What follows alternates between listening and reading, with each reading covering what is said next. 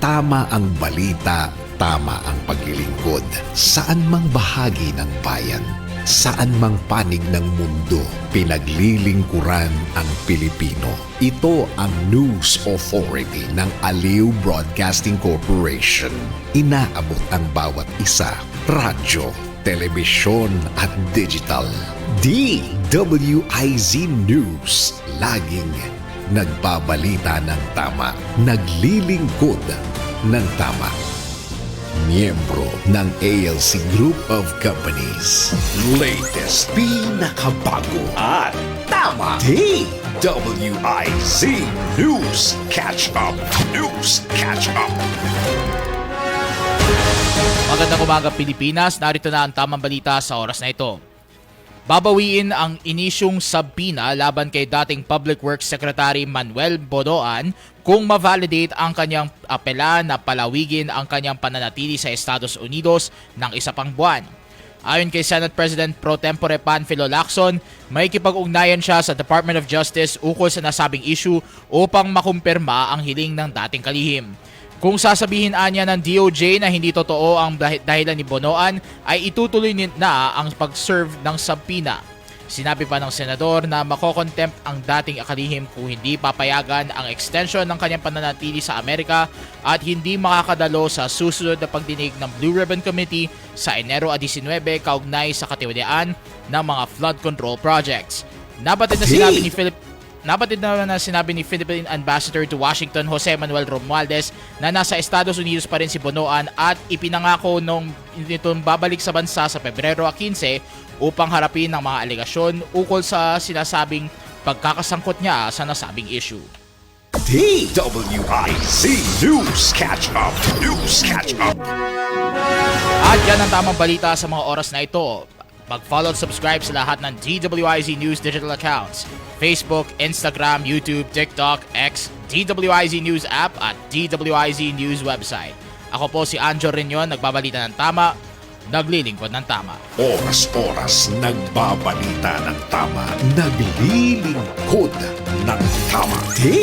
DWIZ News Catch Up. News Catch Up. Ang lahat ng opinyon at pananaw ng susunod na programa ay galing sa mga host, anchors at panauhin lamang at hindi pananaw ng mga producers at ng pamunuan ng DWIZ News, Aliw Channel 23 at Aliw Broadcasting Corporation. Mga isyung legal ay pag-uusapan, bibigyan daan, mga karapatang dapat ipaglaban, sasagutin ang katanungan ng mga taong naghahanap ng katarungan. Dito sa programa, Laban para sa Karapatan, kasama si Attorney Lorna Capunan. Laban para sa Karapatan. Magandang umaga po sa inyong lahat. Nandito tayo sa Laban para sa Karapatan. Attorney Lorna Patao Capunan with my co-host, Jimmy Regalario. Magandang umaga po sa inyong lahat at isang talakayang oras tayo ngayong araw. Tama.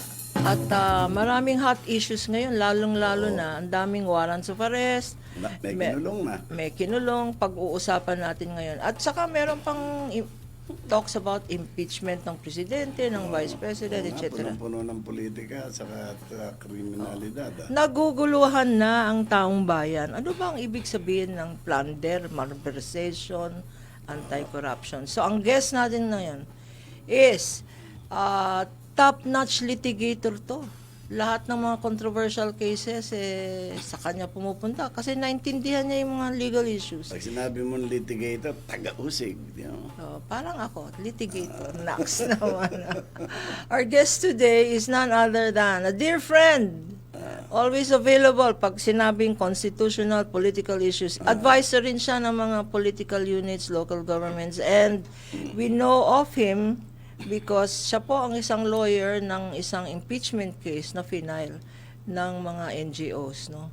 At itong aborted impeachment case rin laban kay Sara, balita natin siya rin ay dapat naging isang private prosecutor. We have none other than Professor, litigator, and managing partner of his own law firm, Attorney Amando Virgil Ligutan, zooming in from Cebu. Cebu City. Lorna, my dear friend Lorna, it's nice to see you again. How are you? Ito, naghihintay ng happening kasi February na, malapit ng February. Ang dami naghihintay. Maraming mangyayari sa February, Attorney Ligutan. Yeah, tsaka Jamie na rin. Jamie, magandang umaga, sir. Magandang It's umaga nice to po. see you. It's an honor nice to be have you here. back. It's nice to have you back. And first of all, kumustang Cebu, no? Yeah, so ko with busy, the Lorna. disasters and Tomorrow yung Sinulog, no? Sinulog. Ito yung one of the highlights. Sinulog nga ng, bukas, Cebu. no? You should come here, no? Jamie tsaka Lorna, you should visit Cebu. Oo nga, Masaya dito, masaya dito. Naka-experience na tayo ng sinulog. Is there going to be anything different sa sinulog? Kasi ang problema, yung ating mga festivals na ganyan, hindi naman widely nababilitan. Di ba yun ang yun ang issue ngayon sa ating tourism secretary. Oo nga. Naglabas ng publication. Siya naman ang front page, hindi naman ang tourism. Ang finiture, hindi tourism in the Philippines. Ang finiture, tourism secretary. Might be an unfair criticism. Nagse-center on personality. That's hindi dapat gano'n. Focus dapat yung yung mga tourist spots, hindi yung mga officials who are supposed to promote these tourist Tama. spots. I have to agree with that. 110%. Traditional di ba? Celebration. Yeah, sinulog, ati-atihan. Dapat yan, every year, drum beated yan all over the world to attract tourists. Di ba? I know. So, problema ng that's why it might be timely to consider, for the president to consider a reshuffle or evaluation of his own cabinet. Kasi ngayon, ang pinag-uusapan na ngayon, performance, no? Sa issue ng performance, diretso tayo sa, parang ang sinasabi nila, ang performance ngayon ng Ombudsman, Department of Justice, at saka yung Special Committee to investigate plunder. How would you assess their performance? Oo. Alam mo, Lorna, tayong dalawa, we are into litigation. Alam natin yung hindi naman ganun kadali yung pagbi-build up ng isang malakas na kaso kasi nga parang isang pagkakamali lang pwedeng makalusot yung mga akusado, no. So I do understand yung predicament tsaka yung technical, legal na mga proseso na sinusunod ng Independent Commission Infrastructure sa ng Ombudsman. Pero that's on one hand. Pero on the other hand kasi, parang hindi to usual, hindi to ordinaryo yung flood control project controversy, di ba?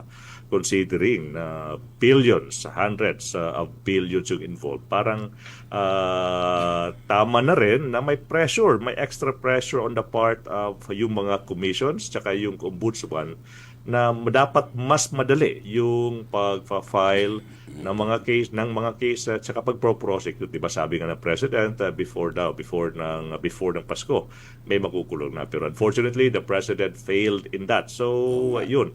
So As a lawyer, I do understand. Hindi ganung kabilis mag-build up ng isang kaso. Hindi naman po pwede nang mag-file lang ng kahit anong kaso. You have to back up yung kaso mo with malakas na ebidensya kasi nga proof beyond reasonable doubt yung required. Pero as an ordinary citizen, medyo mabagal, Lord, at saka JP, medyo mabagal. As of today, dapat may makulong na. That Filipino people deserve nothing less, Jamie sa Lorna. Ang problema kasi, hindi ba ka, Jimmy, iba yung perception talaga ng ordinary citizen, no? Kasi hindi nila naintindihan. Obvious yan, ba't hindi na ikulong? As lawyers, sabi nga ni Attorney Ligutan, as lawyers, iba talaga ang standard. Due process yan especially, Attorney Ligutan, you are a constitutionalist, no?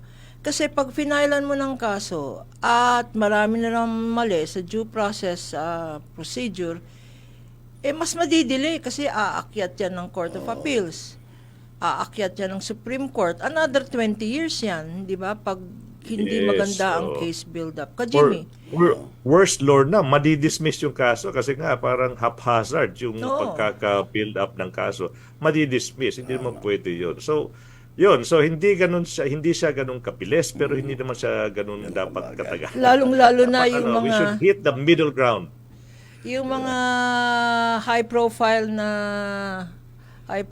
na potentially accused Siyempre, marami silang resources. So, kumukuha sila ng magagaling na abogado, no? Siyempre. Masilipan lang yan na, bakit based on hearsay evidence yan? Wala naman signature. Kagaya ng case ni Speaker Romualdez. It is true that his signature is not appearing anywhere. That can be attacked, no?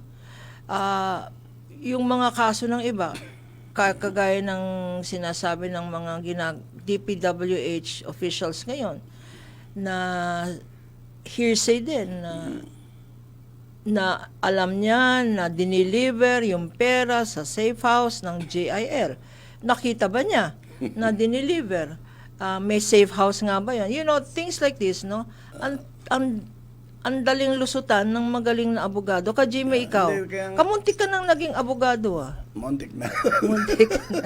Kaya lang revolutionary ka eh. Oo, mas nauna yung revolution kaysa sa advocacy. Oo, kasi Yung Yun pala yun. Okay. yung etong pinangako ni at palagay ko sumablay na naman si Pangulong Marcos dito dahil as early as October yata yun, narinig siya ng sambayanan na may mga hindi magpapasko, di ba? At siguradong makukulong, sabi niya gano'n. At abangan ninyo. Inabangan ng tao yun walang nakulong ng Disyembre, Enero na ngayon. Buti ngayon, nakapasok si Bong Revilla, no? Pero ang punto, dapat pag nagbigay ka ng ganyang pronouncements, kontrolado mo yung sitwasyon, no? At alam mo na kaya ng Department of Justice, kaya ng Ombudsman, na magpakulong talaga. Kung di babagsak yung credibility mo. Kaya, para siya hindi mo napansin, si Pangulo ngayon, pumupunta sa mga depressed area, kung saan, ni-inspection ng yung flood control at kung ano-anong ginagawa niya which is talaga naman, Ka-Jimmy, in fairness to the President, yun talaga ang trabaho ng isang presidente. Executive siya. Pero ang ibig ko lang sabihin, question ng credibility. Pag nagbitaw ka ng salita, siguraduhin mo na kaya mo, di ba? Yung may makukulong ng Disyembre, dapat yan, ang dami nang nakulong. Ang bibigat na, pabigat na ng pabigat yung mga krimen na ginagawa ng mga tao dyan sa gobyerno Meron yung itong flood control anomalies na to, na scandal Billions ang binibilang, trillions na. Trillions na yan. No? Ano na sila, nagrarally na by the tens of thousands yung mga tao Sinisigaw na yung yung mga kurakot, ikulong na yan. So the pressure is getting stronger, di ba? Okay. The more it gets stronger, lalo dapat mag-aksyon ng mas mabilis at decisive yung ating pamahalaan. I'm not in agreement, no? Kasi, syempre, mabilis is mabilis lang. Hindi yung malakas na ebidensya. Mabilis na prinosecute, pero hindi malakas ang ebidensya, di madidismiss rin yan. Mas tatagalan. Di ba? Due process yan. But, Attorney Ligutan, may I ask, kasi, ang ilinaw natin, maraming nanonood sa atin, lalong na here and abroad, or diaspora abroad, or OFWs, naririnig nila yung mga na-arrest and all that. Ano ba talaga ang difference kasi merong senador at saka DPWH na officials na were arrested, I think yesterday, for malversation, etc., Ano ba ang difference bakit hindi plunder, tinatanong? Bakit malversation? Ano ang difference ng plunder, ang malversation, yung sinasabi about the speaker, yung negligence daw, at saka yung violation of the Anti-Corrupt Practices Act. At idagdag natin dyan, yung tinatawag na impeachable offense. Yung mga definition of terms natin para maintindihan ng ating mga nakikinig. Okay. Siguro we start siguro yung tanong may plunder. Okay, between plunder muna Lorna Sige, ano plunder. Ba yung malversation, ano ba yung plunder Okay, so both of them ito yung mga usual ng mga kasong pupwedeng i-file against sa mga tinatawag natin na public officer. Pero, yung reason na mas prominent now, yung malversation over plunder. Kasi na may isang official, I think it was si Ombudsman Remulla, who said na mas mahirap i-prove yung plunder. Mas mahirap siyang i-prove. And for me, yun yung reason na yung mga cases na naririnig natin the past few months in fact, last week lang, yung malversation. Pero ano kasi yung question is, what makes plunder so hard to prove? Napaka-simple. Kasi nga sa plunder, kailangan mong i-prove yung tinatawag na combination or series of overt acts. So hindi lang po pwedeng isang act, isang gawain o isang pagnanakaw lang. Dapat ito ay combination or series of acts. Tsaka yung amount aabot ng 50 million pesos at least. Million. Yun yung reason tingin ko, Lorna, na mas prominent now yung malversation compared to plunder. Yung mas mahirap i-prove yung plunder kasi hindi lang isang pagnanakaw, combination at series of acts. Kaya tama yung point mo Parang these politicians, yung mga members of Congress, I don't think hindi naman sila ganun katanga na tatanggap or paperba ng isang dokumento proving that they are part of the entire criminal enterprise. So yun yung tama yung napupunan natin na medyo mahina, medyo mabagal yung pagpa-file ng cases. Exactly, for all we know, alam ng ombudsman na mahirap i-prove yung mga cases na inaanunsyo ng Malacanang through the President. Na ito yung mga ginawa ng mga members of Congress. Yun.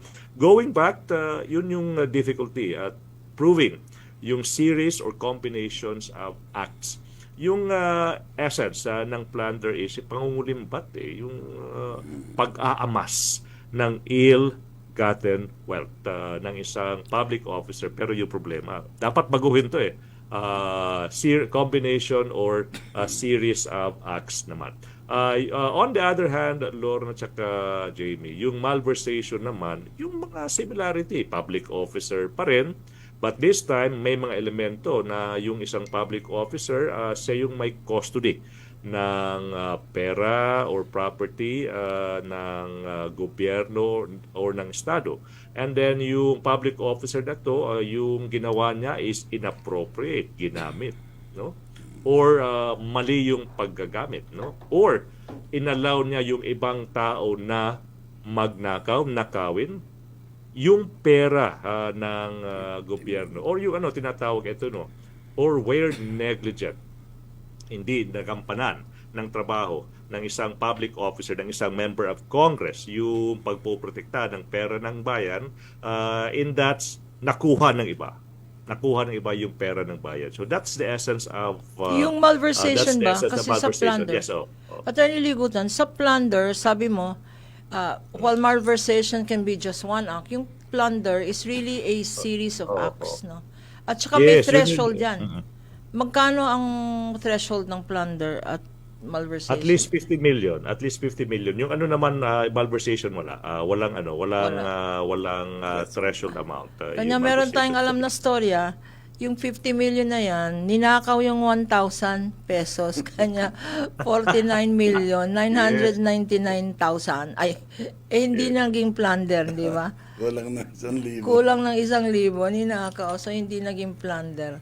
Pero alam mo, Lorna at saka Jamie, I think isang bagay na dapat natin pag-usapan, yung idea na kahit alam natin, kahit yung pulso ng masa alam na may nagnakaw, hindi naman pwedeng automatic na just because alam ng masa, alam ng publiko na nagnakaw itong mga tao, dapat kulong kaagad. May proseso pa rin.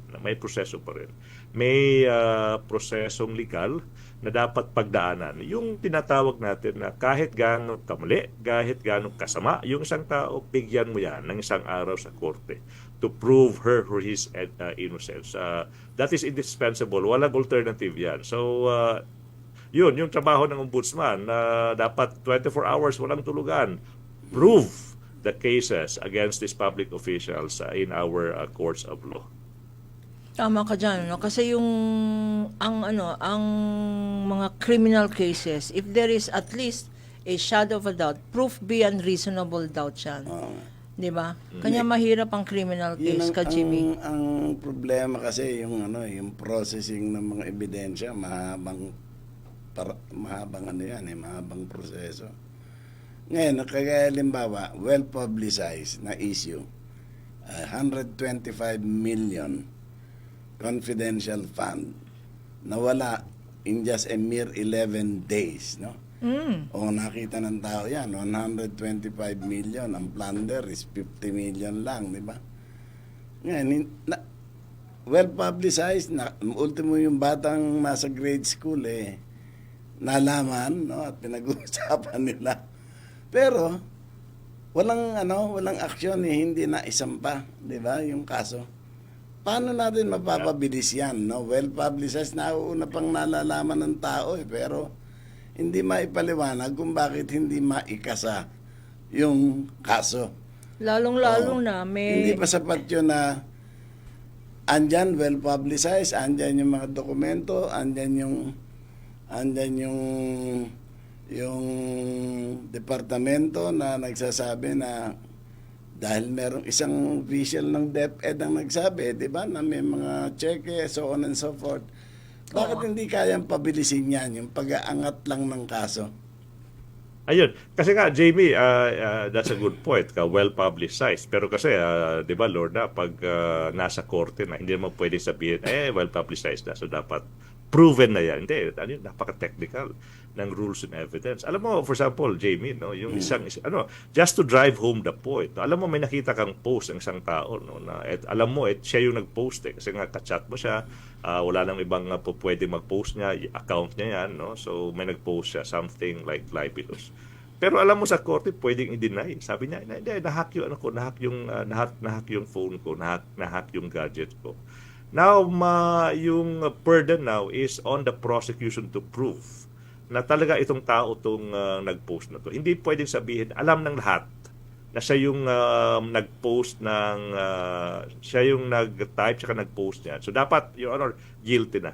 Unfortunately, hindi ganun kabilis. So the fact na it is well publicized, it doesn't dispense with yung requirement na dapat pa rin we go through yung rigid technicality ng rules and evidence na umiiral sa courts of law. Pero I would like to comment, Jamie, sabi mo, hindi pa nakakasa yung kaso. I think you are referring to yung confidential funds ng Vice President.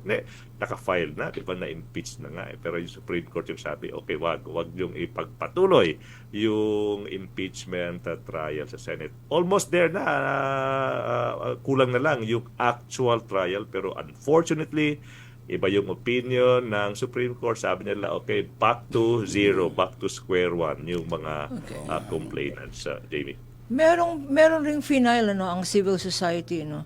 Kasi naging guest natin dito si Cielo Magno, no?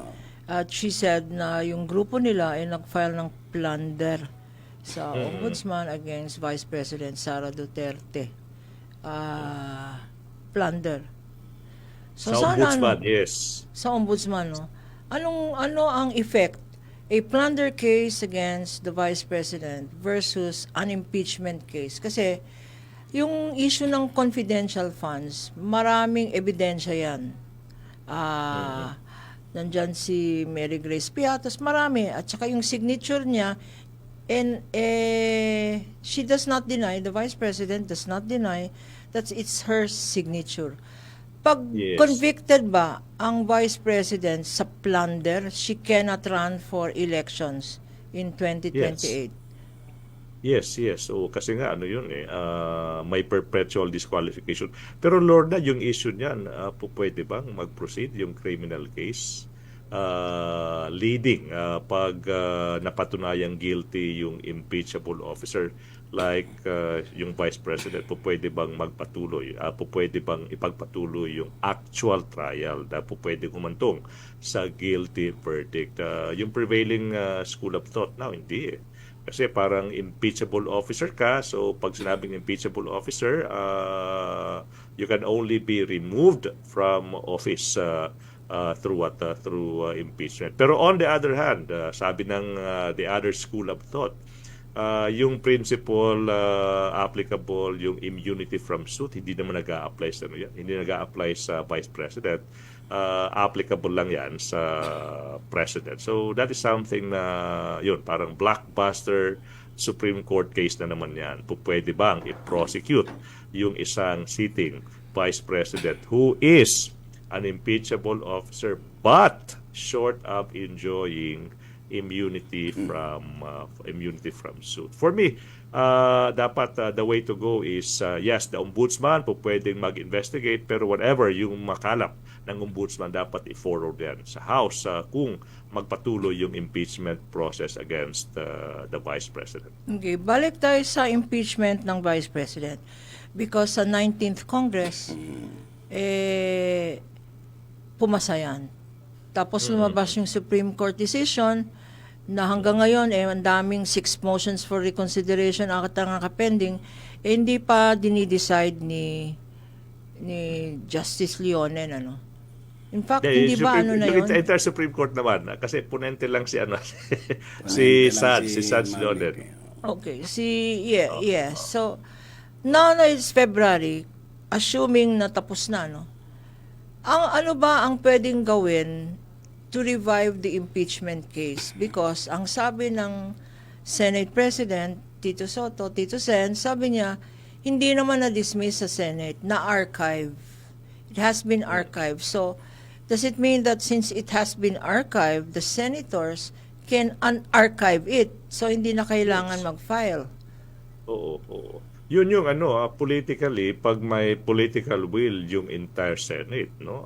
As a lawyer at saka as a student na rin of constitutionalism, alam mo, may may one school of thought na nagsasabi na if the Senate decides to proceed with the impeachment despite the Supreme Court decision, nako, that remains a legal issue. Kasi nga, parang nasa ibang article, yung impeachment, wala naman yan sa power ng Congress as a legislative body. So yung idea is, ano ba yung mas supreme? Nasa Article 11 yung ng Constitution, yung impeachment. Ano yung mas supreme between the Supreme Court tsaka yung Senate when it comes to impeachment? Alam natin, as a lawyer, dapat mas mataas, pinakamataas yung Supreme Court. Pero on one hand, alam mo, di ba sabi, in one of those debates na sabi ni Senator Pangilinan, he posed that issue Hindi ba mas supreme yung Senado? Tsaka yung House? O yung Senado na lang when it comes to an impeachment trial over the Supreme Court? For me, no? Before yung Duterte versus House of Representatives, which was decided last year, issue yun Pero apparently with this decision, yung House, yung Duterte versus House, parang tinapos na, at least as up to date, yung usapan. Sabi ng Supreme Court, supreme yung Supreme Court sa lahat ng usapan legal, including yung impeachment. Pero Jamie tsaka Lorna, kami yung panglimang nag-file ng motion for reconsideration to yung decision ng yung Duterte versus House of Representatives. If I were to summarize yung motion for reconsideration namin, it could boil down to this. Yung linchpin, so to speak, ng Duterte versus House of Representatives decision, sinabi dun na since nauna daw yung pag-archive ng first 3 impeachment complaints, kami yung pangtatlo, nauna, compared to yung pag-file ng House ng version nila. Since nauna yung pag-archive, archiving means dismissal, meaning enact upon ng House yung first 3 by not acting upon it, di ba? Parang not logical. But since dinismiss nila through archiving the first 3 impeachment complaints, nagsimula na yung 1-year ban. So, in short, hindi na pwedeng mag-file ng 4th impeachment complaint yung House of Representatives. Yun yung gist ng Duterte versus House of Representatives. That's why, mabilisan, we filed yung motion for reconsideration namin in intervention kasi we are not part of that case naman. For the sole reason, Jamie at Lorna, na mali yung pagbabasa, yung pag-appreciate ng Supreme Court sa mga pangyayari sa araw na yun. Why? For the simple, factual reason na nauna yung 4th impeachment complaint before the archiving of the first 3 impeachment complaints. So paano mo masasabing na bar yung 4th with the archiving of the first 3? Nauna yung pagpa-file eh. Kasi yung 4th impeachment complaint, direkto yan, di ba? Yes. The congressman voted. Yes. Ano ang threshold nga ng votes ng Congress? One-third. Pag one-third of Congress decides to impeach, hindi na dadaan yan ng mga committee, etc. Wala na. So, ang sinasabi Wala mo, na. Attorney Ligutan, na hindi naman na-appreciate ng Supreme Court is nauna yung 4th impeachment complaint kasi yun ang direct action. Tapos, in-archive yung 3 kasi meron ng direct, ganun. Yung Klaro nangyari naman yun, yun. that's a fact, that's well recorded. My goodness, sorry ha. My goodness, nasa journal ng House of Representatives yan. Pero, with all due respect po sa Supreme Court, yung decision nila, quoting yung isang report ng isang major media outlet, sinabi doon na nauna yung pag-archive ng first 3 before na-file yung 4th. So it means na-dismiss yung first 3, so it means na-trigger na yung 1-year ban. Mali That po. means isa lang ang Mali po yun. impeachment complaint. Talaga naman itong Supreme Court, pag ang problema, ang mistake ng Supreme Court, nagiging supreme law. On that Supreme note, mag-time check na muna tayo ka Jimmy. Ang ating oras ay alas 11:32 ng umaga. Narito tayo sa DWIZ. Laban para sa karapatan. That time check was brought to you by Arena Plus. Sama-sama sa arena. Arena Plus. That time check was brought to you by Bingo Plus. Bingo sa saya, plus sa panalo. Gaming is for 21 years old and above only. Game responsibly. Keep it fun. Pro sa Bingo Plus app para tuloy-tuloy ang premyo at saya at malay mo mapanalunan mo pa ang jackpot prize sa first online live stream bingo sa Pinas. Bingo Plus, bingo sa saya plus sa panalo. Visit www.pagcor.ph/regulatory. Keep it fun at pagcor.ph. Responsible gaming at pagcor.ph. Gambling is for 21 years old and above only. Gambling can be addictive. Know when to stop. Pro sa Bingo Plus app para tuloy-tuloy ang premyo at saya at malay mo mapanalunan mo pa ang jackpot prize sa first online live stream bingo sa Pinas. Bingo Plus, bingo sa saya plus sa panalo. Visit www.pagcor.ph/regulatory. Keep it fun at pagcor.ph. Responsible gaming at pagcor.ph. Gambling is for 21 years old and above only. Gambling can be addictive. Know when to stop. Bingo sa saya, plus sa panalo. Gaming is for 21 years old and above only. Game responsibly. Keep it fun. Tayo na sa Enloye, tulay ng pamilyang Pilipino. Matutupad ang hangarin sa tulay ng pamilyang Pilipino. Ito ang tulay ng tagumpay, tulay ng pagmamahalan, tulay na nagbibigay buhay. Dito na sa Enloye, tulay ng pamilyang Pilipino. Pag tayo'y may sakit, gusto nating gumaling agad. Pero di ba mas maiging gustuhin malayo sa sakit?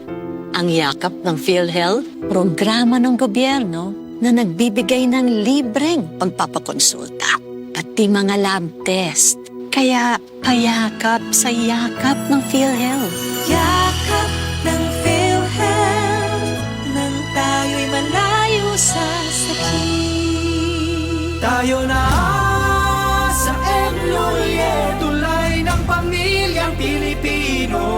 Matutupad ang hangarin sa tulay ng pamilyang Pilipino. Ito ang tulay ng tagumpay, tulay ng pagmamahalan, tulay na nagbibigay buhay. Dito na sa Enloye, tulay ng pamilyang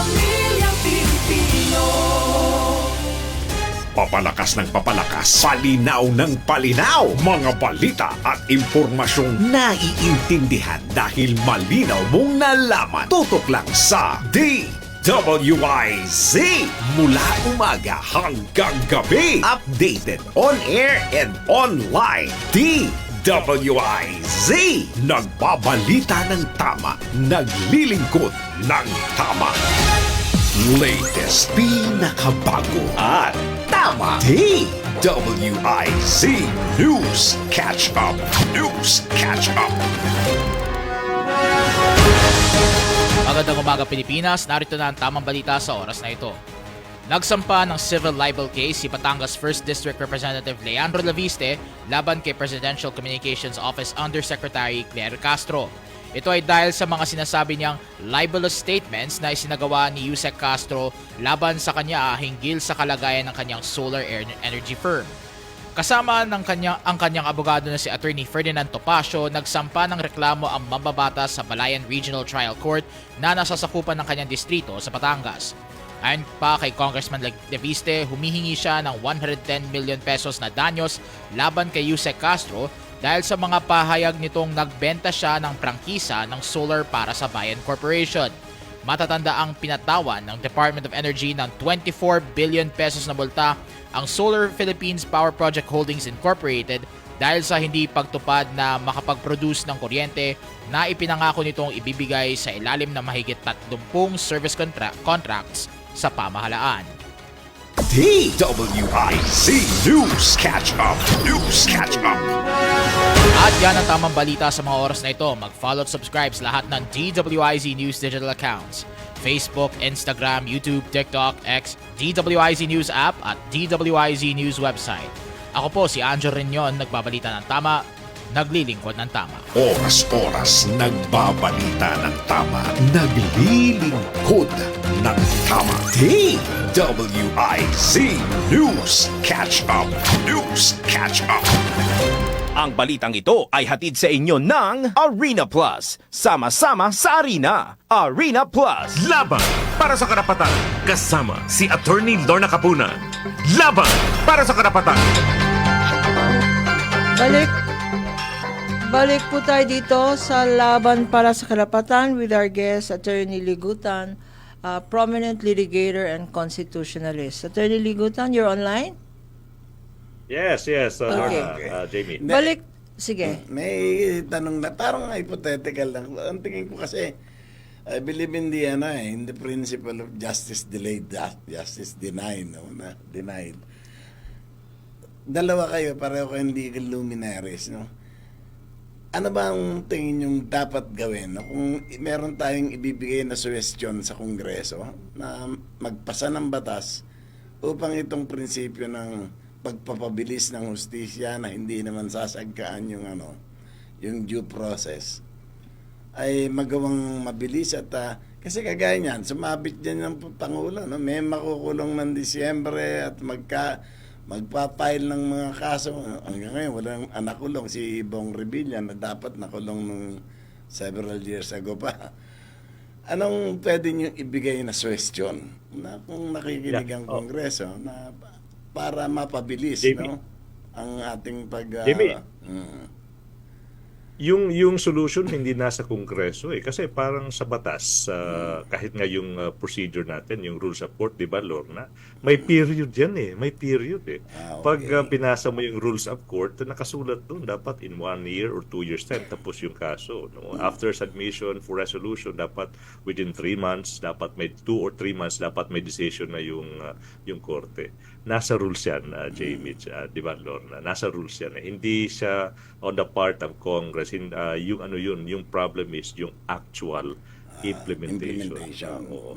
So dapat for me yung actual implementation, Supreme Court yung may doon, Supreme Court yung may responsibility doon, yung para masigurado na sumusunod lahat ng korte all over the Philippines, yung mga reglementary periods within which to hold trials and within which to issue resolutions or decisions. Nasa kung in short, nakasulat na yan, Jamie, yung period, yung pagsusunod na lang. Meron Hindi, ng ang mga sinasabi ko lang, kagaya halimbawa nung alam na ng publiko.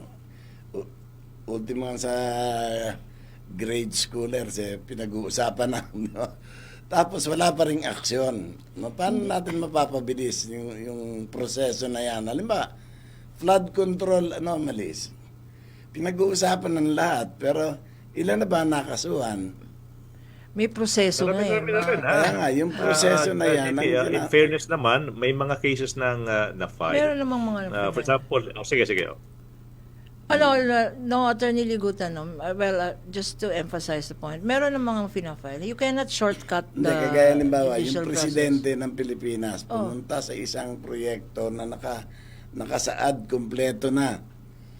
Na-release yung pondo, nagamit yung pondo, at dapat kompleto na yung proyekto, flood control. Ang dinatnan niya, gubat mga materyales na hindi naman nagamit. Wala talaga. Ang tawag na ngayon, ghost project. Multo, wala eh. So, anong gagawin mo sa ganyan? Na ang testigo yung presidente mismo ng Republika ng Pilipinas. Pero unfortunately, just because he happens to be the president, hindi naman dapat mas matimbang yung testimony niya. Just because siya yung presidente. Hindi po pwedeng ma-shortcut. Yung sabi ni Lorna, walang shortcut. We cannot cut corners just because flood control controversy, just because presidente na yung witness. Hindi, unfortunately, that's not how it works. Hindi, pero yung... Parang pareho pa rin. Pantay-pantay pa rin yung tingin. Pero kakaiba yung kaalaman ng publiko, no? Ito, presidente na nagsasabi, multo to eh. Evidence. Kesa dun sa kung ako nakakita, may multong proyekto dito. Siyempre, yung timbang niyan, magkaiba. Pero ang punto, well-publicized pag yung presidente nagsabi na nakakarating sa lahat ng tenga, no? At nakakaalam yung lahat ng tao. Anong gagawing aksyong mabilis para masundan natin yung wag tayong pumasok mo sa justice delayed, justice denied na nagiging cliche na lang. I think Siguro, yung kaso sige, yan, Lorna, sige. yung kaso kasi na yan, nafe-feel ko yung frustration ng isang kajimi, no? Pero yung kaso na yan, inaction na naman, in fairness, inaction na naman ni Vince Dizon, no? But ang problema, nag-create pa kasi ng isang committee which was unnecessary. Ang tanong ko Dapat kasi, diretso. as legal luminaries, ano yung suwestyon? Hypothetical yung tanong eh. Na I have para one in mind. mapabilis Jamie, I have one in mind. In process. I have one in mind. Designate yung may yung mga special anti-graft courts. No? But more than that, kasi yung mga special anti-graft courts, hindi lang to sila, no, yung function nila. Pag walang hearings, yung mga graft cases, they function also yung mga as a regular court, nag-handle ng ordinary civil criminal. Siguro, no, designate yung mga special anti-graft courts na yung trabaho ng judge is just to hold hearings for these cases and nothing else. Yun, siguro. Everyday yung hearing. Hindi like yung nakikita natin sa US, no? Dapat tapos in 6 months. Tapos in 6 months Kasi, trial. yung presidente, nag-open na ng avenue na dito ipasok niyo yung mga reklamo at kung ano man yung mga ginagawang katiwalian dyan, no? At a-action na natin, no? Kaya yun din ang nagtulak sa kanya para sabihin, itong December to may mga taong hindi magpapasko. Pero mukhang wala yung proseso na dapat niyang gamitin para maging totoo yung sinasabi niya. Pati yung Pangulo napahiya din sa punto na yan. Alam mo, ang problema sa ganyan, yung argument na ganyan, ginagamit ng mga trolls, ginagamit ng mga Sara Duterte fan club na gawing, wala namang ginagawang presidente, impeach natin. Punta tayo sa impeachment ng presidente. Pwede bang, kasi, ang mga supporters ng Duterte, no? First of all, yung Duterte, akala mo sila yung, not the time I am judging them, no? Pero, nandyan ang ebidensya. The brother, 'Di ba? Magkano yung kanyang 51 billion. 51 billion during the time of his father. Bakit hindi natin tinitignan yan? Kasi mas malaki or mas maugong yung naratibo nila. Yung naratibo nila na walang ginagawang presidente, dapat i-impeach natin. We are forgetting that the one with the clear evidence against her is the vice president. Yan ang punto ko. Hindi ko binasakyan yung argumento Huwag nating ng mga sakyan Duterte. yung Ang naratiba sinasabi nila. ko lang, may mga ganyan ng instances. Pero paano natin mapapabilis? Kaya binanggit ko yung Kongreso. Baka Tama kailangan yung suggestion ni Attorney mag-legislate Ligutan. ng bagong batas na mapabilis yung pag-prosecute. Hindi na kailangan ng- mapabilis yung litigation. Designate tayo ng courts. Isang courts na yung trabaho Tama si niya is Attorney just to Ligutan. Oo nga. Hindi na Full kailangan trial. ng legislation. Attorney Ligut, hindi na kailangan ng legislation yun. The court can designate. Hindi na. Kasi Yes, ngayon, so the court can. yung mga graft courts, meron ring ibang kaso. In my experience, kagaya ng nung ang dami-daming cases against women and children, nag-designate ang courts ng family court. Hindi. Na ang mapafile mo lang, cases against women, children, family. Hindi, sinahit ko na nga example na yung presidente may natuklasan, publicized na ghost Yes project nga, na ang release yung solusyon pondo. nga sabi ni Attorney Ligutan, that Supreme Court, not by legislation, the Supreme Court can designate special courts na yun lang ang gagawin. Anti-graft, plunder, etc. Tama ba yun? oo. At saka dapat, for example, yung hearing dapat matapos yung Continuous hearings in 2 hearing. months time. Oo, 2 yan. months time tapos. Ayan. Then Parang continuous kung ano hearing, yung no? mabutan na at that time resolve. Okay, 1 month for the prosecution, walang extension. Another month for the defense. 2 months time decide. Pero yung hearing at 8:30, from 8:30 to 12 break, then 1 to 4 or 5. Araw-araw, Monday to Friday. Walang ibang kasong i-handle yung court na yan. Dapat ganun. So, decision, kaya yan in 3 months time. Pag hindi kaya ng prosecution, don't file the case. Mag-file kayo ng case kung alam yung ma-prosecute yung kaso in 1 month's time. Yun dapat. Very good. Kasi So, alam yung ko, mga nakikinig, yung isang case kasi yung i-quote mga nila cases si sa Attorney Davao. Ligutan. Hindi, naalala ko kasi yan. Meron din na yun nung araw. Ano ba yun? Yung plebs, di ba? Yung parang community, Kaya lang yes, doon, aregluhan, di ba? Pero kung may korte na, alam nila kung ano yung mga nangyayari sa komunidad, magtayo kayo dyan, pag-usapan nyo kung hindi man i-prosecute, no? At pabilisin yung pagbibigay ng hustisya. Ang problema pag involve ang public official, hindi pwede yung regular courts, hindi ba kailangan ombudsman yan. Yan yung Damihan sinasabi na lang. ko, anong pwedeng gawin? Damihan na lang ang prosecutors, damihan na lang ang lawyers, damihan na lang ang staff, no. But let me go to another point, yung impeachment. Okay, but before I leave that point, sa desire, ito na nga yung desire ng mga ombudsman, ng DOJ, ng pabilisan ang pag-file ng kaso. Ang dami nilang ginagawang with state witness based on hearsay evidence. Case in point, yung kaso ni Atong Ang, no? Although maraming warrant of arrest, walang ebidensya diyan. Ang evidence lang diyan based on what we hear is nag-rely ang DOJ then si Rimulya then na evidence based on the whistleblower.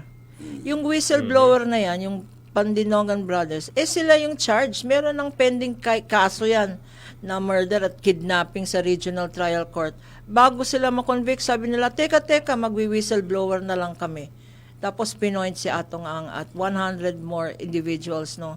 Hindi lang sa kaso ni Atong Ang, sa kaso ng ito, mga flood control, tsaka ghost projects.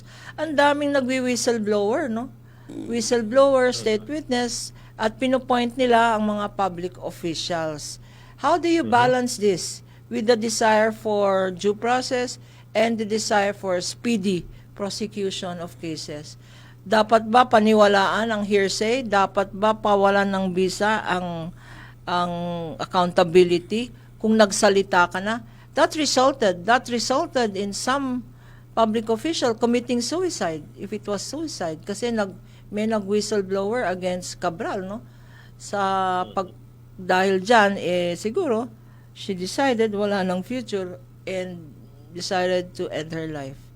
So how would you define what a whistleblower is? Ano ang state witness at sino dapat ang mag-qualify sa witness protection program? Alright. So yung Bago whistleblower, magsalita, yung idea. konti mo ng break, time check ulit. Wala pala. O sige, please answer. Okay. Yung whistleblower, wala naman sa yan eh. Isang term na ginagamit natin loosely outside the court. Kasi yung whistleblower, yung idea niyan eh. Without this whistleblower, there's no case. There's no case. So kailangan ng isang testigo na may volunteer na information that will implicate once and for all. And finally, sino ba yung dapat ma-accused for this crime? Pero sa legal parlance, yung tawag natin dyan, yung mga tinatawag na mga state witness, no? Yung mga state witness. Ibig sabihin, isang tao, for example, na part ng isang grupo or part ng criminal enterprise. May pagkakasala yung taong to. Isa siya sa mga pumatay, isa siya sa mga nagnakaw, pero without yung testimonya niya, walang kasong mabibuild up against yung mga tinatawag na mas guilty sa kanya. In short, without yung testimony ng isang state witness, hindi pwedeng mag-file, walang case na ma-file against yung mga tinatawag natin na mga mastermind. So yun yung idea ng whistleblower at saka yung mga state witness. Yung prosecution, yung aim nila is to run after and to hold accountable yung mga tinatawag na mga mastermind. Sino ba yung may pakana? Sino ba yung may pasimuno ng krimeng ito? And without yung mga whistleblower or more legally yung mga state witness, walang kasong pwedeng ma-file sa mga mastermind. Doon papasok yung konsepto ng state witness. Isang tao na may pagkakasala din, part ng criminal enterprise, part ng grupo na gumawa ng crime, pero yun, parang nag-turn siya. Bumaliktad in favor of the state. Sasabihin niya, okay, isa ako doon. Isa ako sa mga nagnakaw. Pero alam ko sino yung mas malaki yung ninakaw. Yung isang elemento na dapat nating maklaro kasi. Yung elemento na dapat yung isang akusado na gustong maging state witness, dapat hindi siya yung most guilty. Kasi yung Lorna, may may mga tinatawag na mga legal luminaries out there na yung sabi dapat daw the least guilty. Hindi siya least guilty. Pero yung requirement is hindi siya most guilty. Ibig sabihin kung 5 sila, pangalawa siya sa ranking when it comes to sino yung mas guilty. Pero hindi siya most guilty. Pwede pa rin siya mag-turn state witness. So, Hindi required. Ikaw yung nasa sinasabing bottom ng food chain. Hindi siya least guilty. So long as hindi ikaw yung most guilty, you can. So mali yung turn sinasabing state witness. least guilty, most guilty. Okay, example. Not the most. Okay, example, yung mga sitting senators ngayon. Okay? Yung mga sitting senators ngayon na pinopoint ng mga DPWH na executives, no? Pag sa ranking, may first honor, second honor, third honor, sino ang masasabi mong most guilty? Siyempre yung Valedictorian, yung mga senador. dapat ang valedictorian diyan yung mga senador kasi sila yung may control ng funds, di ba? Sila yung nag-allocate, ang nag-i-implement yung DPWH, mga DepEd, ganon. Pero ang valedictorian diyan, ang most guilty diyan yung mga senators, congressman, cabinet secretaries, kung sino man ang may accountable officer diyan, tama? Okay. Yes, agree. On Kasi that sila yung, note, sila yung bakit ang nag-take isang vote, Joel Villanueva, bakit ang isang, sino pang nininim? Si Jinggoy Estrada. Hindi lang yon si maraming Escudero. lumalabas na pangalan, bakit hindi pa sila kinakasuhan?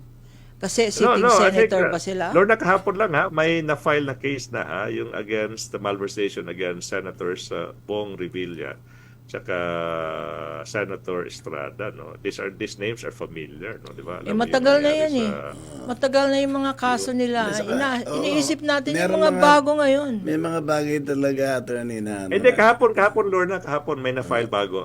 May na-file yung ombudsman held a press conference announcing the filing of the new cases against the two of them. So, But let's same go old, back. same No? old. I'm saying I agree, bagong kaso, no? pero Between or among yung mga DPWH officials, yung staff ng mga senador, saka yung staff ng members of Congress, yung mga contractors, for me, yung most guilty pa rin, yung mga public officials. Kasi Di ba sila dapat- wala namang madi-disperse na public fund eh. Yung halimbawa, yung sa lower house, sa Kongreso, tinitingnan ko yung amount ng naka-DPWH fund o yung pork barrel nila. Yung pinakamalaki nung panahon na andun pa si Saldico, si Speaker, no? Romualdez. 6 billion something, tas bababa, going down. Ang dami, ang lalaki. Ngayon, alam naman ng lahat na si Saldico ay tao ni Appropriations Committee, chair na appointed ni Romualdez, no? And for some special reason, talagang siya yung most trusted man niya dun sa Kongreso dahil yung Appropriations Committee is the most powerful committee. Ngayon, hinahanap si Saldico, di ba? At may trial in absentia ba na kasi there Wala. was a headline. Okay, that's a good point, Jamie, ha? Pero until today, Jamie, wala pang ini-execute na sworn statement si Zaldico, no? Yung ginawa niyang pa-video,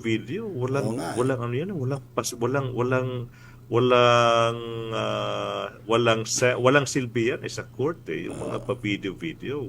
What's stopping him from writing, of putting into writing and swearing under oath yung mga allegations niya against those personalities? None. Walang hindrance dapat eh. There's no written sworn statement galing kay Zaldico. Pina-video lang, ilang series pa, pero walang actual sworn statement. So sa mata ng batas, I think Attorney Lorna will agree, walang silbi yung whatever sinabi ni Zaldico, yung mga allegations niya against those personalities.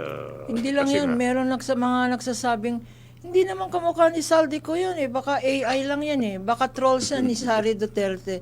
The question though is, kung hindi, as a legal issue, kung may kaso at yung let's say the Saldicos of the world o yung mga Atong Angs, kung hindi sila ma-apprehend, will the case continue? Number one. Number Hindi. two, kung may judgment of conviction, like for instance in the case of Saldico, yung mga kinuha, kung may judgment of conviction, will it affect Congressman Saldico when he has never been arrested or given his day in court? Okay. Yung physical apprehension, yung mas legal na tawag is yung jurisdiction over the person of the accused. Kailangan yan, yung physical, no, na dapat mahuli siya. Isang requirement yan for arraignment.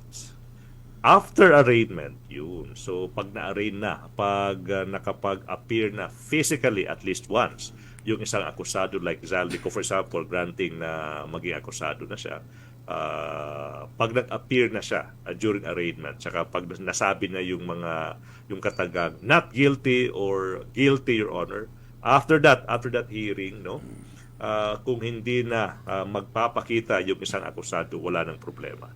In that sense, pwede na yung tinatawag na quote, trial in absentia. Pero until and unless mahuli yung isang Saldico under a warrant of arrests or voluntary surrender, and until unless matapos yung isang arraignment, hindi po pwedeng magpatuloy yung isang criminal case criminal prosecution against So malinaw yan, accused. hindi pwede mag-proceed. but- One last but- question hindi. lang. One last legal question lang. Kung walang jurisdiction, hindi na aresto, pwede bang mag-confiscate na ngayon ng mga properties? Pwede, Freezing pwede, of, oo, pwede. Ano yan may mga, Freezing yung of may bank mga account, kinuha yung mga provisional codes. remedies. Provisional remedies tawag natin dyan, yung mga writ of attachment, replevin, may mga, we have an entire menu for yung mga remedies sa isang taong hindi nagpapakita. Yung mga provisional remedies, kahit for example, civil, no? Kahit hindi ka pa nakakatanggap ng tinatawag natin na summons, pwede na mag-apply ng mga provisional remedies like yung writ of preliminary attachment para hawakan na But it will korte still, yung mga the ombudsman cannot order it. You have to apply for it in a civil court. You have to apply for it. Yes, tama Lord. Ang gandang constitutional issue na yan. Hindi, Ay, sige. halimbawa ito sa kaso ni Saldico as Appropriations Committee Chair ang kanyang okay. Wala na tayo palang Oo oras. nga. Sige. Your last words, Attorney Ligutan. Okay. So February 6 na yung impeachment complaints against Vice President, nagsasabi ng ibang grupo na may magpa-file, pero yung complication now is sabi may magpa-file din ng kaso against the President. For me, any movement to hold the public officials accountable should be welcome. Kasi nga nakasulat sa Constitution, public office is a public trust. Now, yung pagpro-prosecute ng mga highest officials of the land that will serve as stern warning sa lahat na yung pagnanakaw ng pera ng bayan, hindi siya dapat palampasin, dapat panagutin yung mga magnanakaw ng pera ng bayan, Lorna Secretary. Okay. Maraming salamat, Attorney Ligutan, at kay John Panopio, Bongzi Capistrano, at Gaudioso, Sirunay, Siriwela na nagbigay ng kanilang comment. Dito po tayo sa Laban para sa Karapatan, Attorney Lorna Capunan At with Gina Regalario. At hanggang sa susunod na Sabado, susunod na po ay si Balita Tanghali kasama Celia Ortega Bueno at Anjo Rinon. Have a good weekend. Happy Sinulog sa Cebu.